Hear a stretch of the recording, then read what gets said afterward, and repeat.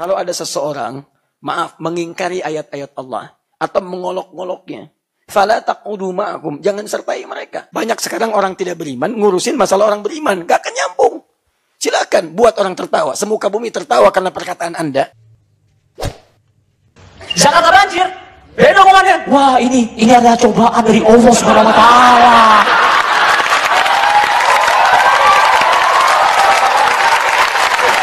Cobaan. Sesungguhnya Allah akan memberikan cobaan kepada yang dia cintai, cintai. Itu ada apa kena? Yang ngedance tipis-tipis, cantik relatif ya kan? Kenapa gue mikir kenapa Anissa selalu unggul dari Cherly? Sekarang gue ketemu jawabannya. Makanya Islam. Karena di Indonesia ini ada satu hal yang tidak bisa dikalahkan dengan bakat sebesar apapun. Mayoritas. Dan ternyata tidak sekedar iman menjadikan kita itu bekal cukup untuk bisa beruntung. Perhatikan baik-baik. Belum cukup. Illal ladzina amanu wa amilus shalihat. Wa amilus shalihat. Wa-nya itu ziyadah. Ma'iyah. Disandingkan dengan tambahan. Tidak cukup dengan iman. Tapi iman harus diwujudkan lewat perbuatan yang baik-baik. Amal soleh. Kapan sebuah amalan jadi soleh? Ketika dia diniatkan dengan imannya karena Allah Subhanahu wa ta'ala. Contoh, mohon maaf ya. Ini saya mau minum. Minum itu baik. Bisa menghilangkan haus. Saya minum, yang tidak beriman minum. Haus kami sama-sama hilang. Hilang hausnya. Tapi persoalannya, apakah minuman ini bisa mengantarkan saya punya bekal akhirat atau tidak? Karena setiap detik kan saya gunakan. Saya punya, ingat, coba hitung ya. Saya mau minum, berapa detik kira-kira saya minum? Alhamdulillah. Berapa detik?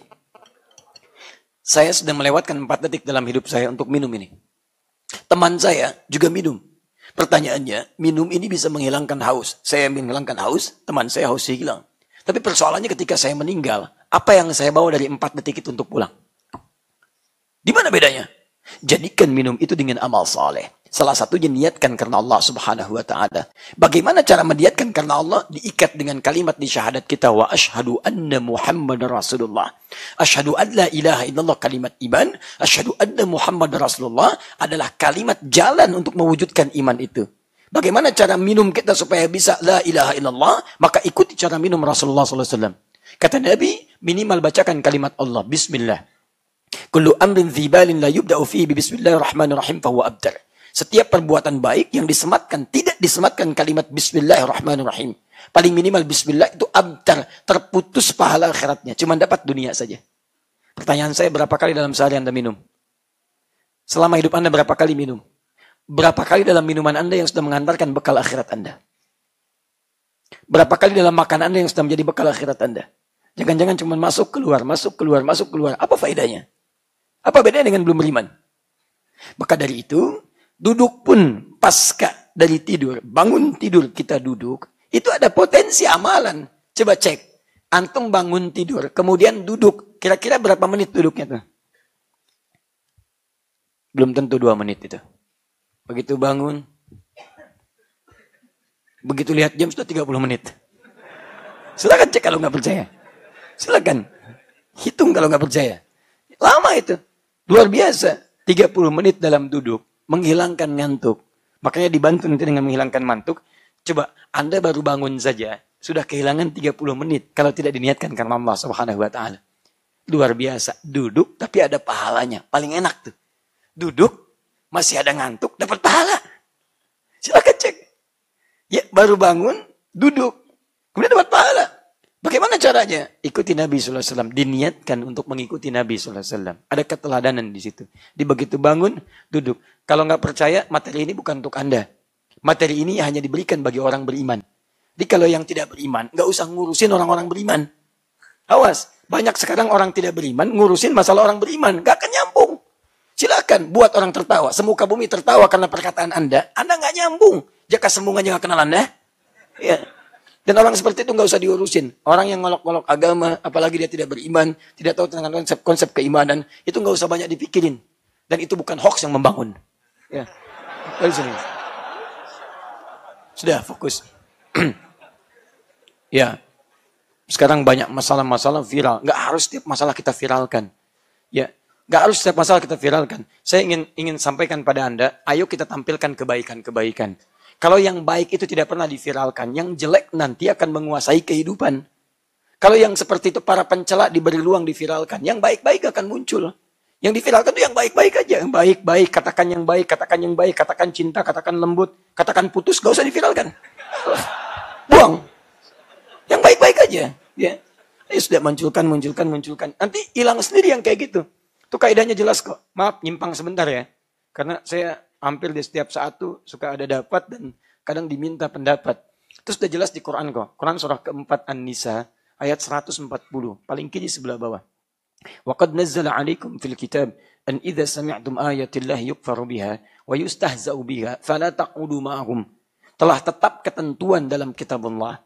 Kalau ada seseorang, mengingkari ayat-ayat Allah atau mengolok-ngoloknya, فَلَا تَقْعُدُوا مَعَهُمْ. Jangan sertai mereka. Kalau ada itu artinya bukan hanya duduk bersama mereka, tapi hindari mereka, boikot acaranya, jangan dibaca tulisannya, jangan dilihat tayangannya, jangan didengarkan ucapan-ucapannya. Sudah, tinggalkan.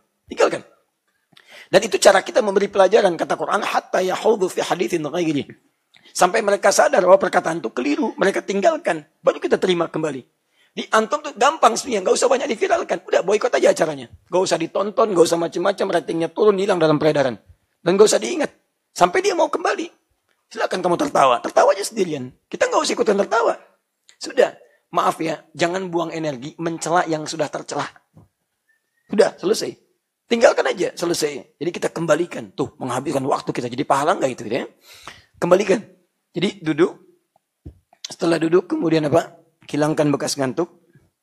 2, 3. Membaca 10 atau 11 ayat dari akhir surah Ali Imran. Dan akan saya acak malam ini seperti janji saya di pertemuan yang lalu.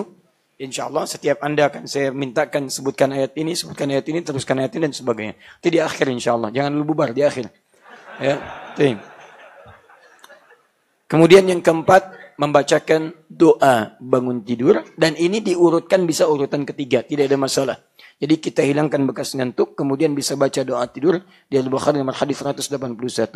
Alhamdulillahilladzi ahyana ba'dama amatana wa ilayhin syur, baru membaca 10-11 ayat akhir surah Ali Imran, atau baca surah dulu baru kemudian berdoa.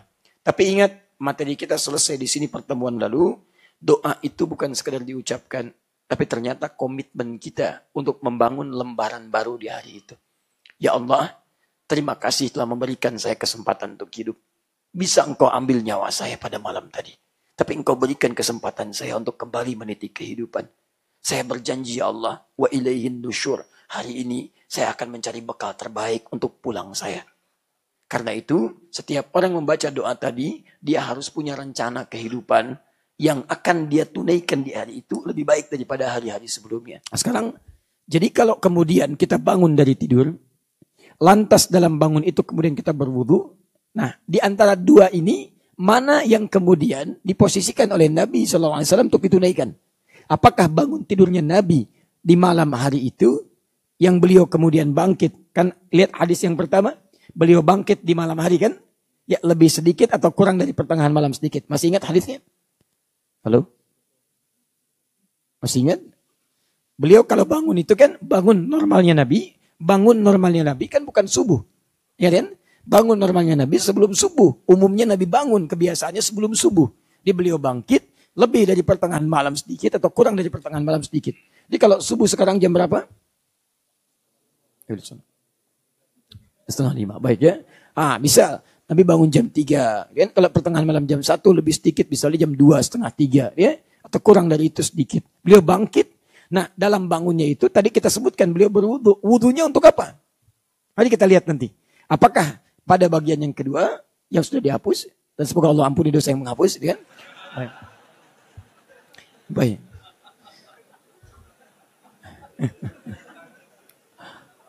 Atau bagian yang pertama, wudu untuk menunaikan sholat. Nanti kita lihat. Kalau wudu untuk sholat seperti apa nanti wudu dan sholatnya. Kalau wudu untuk bersuci, menyuci, menjaga diri, seperti apa dampak wudu dalam perilakunya. Nah, saya ingin Anda sampai paham betul. Jangan cuma Anda hanya tahu, Anda kerjakan, tapi Anda nggak ngerti yang dikerjakan.